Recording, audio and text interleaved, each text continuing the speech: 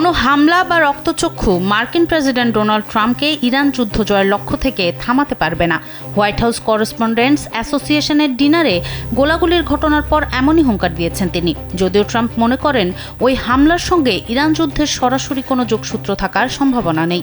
শনিবার রাতে ওয়াশিংটনের এক হোটেলে হোয়াইট হাউস করেসপন্ডেন্টস অ্যাসোসিয়েশনের জমকালো নৈশভোজ চলাকালে হঠাৎ গুলির শব্দে আতঙ্ক ছড়িয়ে পড়ে। মুহূর্তেই টেবিলের নিচে আশ্রয় নেন প্রেসিডেন্ট ট্রাম্প ও ফার্স্ট লেডি মেলানিয়া। দ্রুত তাকে নিরাপদ স্থানে সরিয়ে নেয় সিক্রেট সার্ভিস। এই ঘটনাকে লোন উলফ বা একক হামলাকারীর কাজ বলে ধারণা করছে তদন্তকারীরা।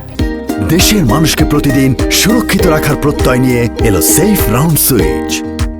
ট্রাম্প মনে করেন তেহরানের বিরুদ্ধে কঠোর অবস্থানের কারণে তিনি লক্ষ্যবস্তু হতে পারেন, তবে ন্যায়ের পথে লড়তে গিয়ে লক্ষ্যবস্তু হওয়াটা সম্মানের। এদিকে ইরানের আলোচনার ধরন সন্তোষজনক না হয় পাকিস্তানে নির্ধারিত দূতদের সফরও বাতিল করেছেন তিনি। ট্রাম্প সাফ জানিয়েছেন ইরান জয়ের লক্ষ্য থেকে কেউ তাকে এক চুলও নড়াতে পারবে না।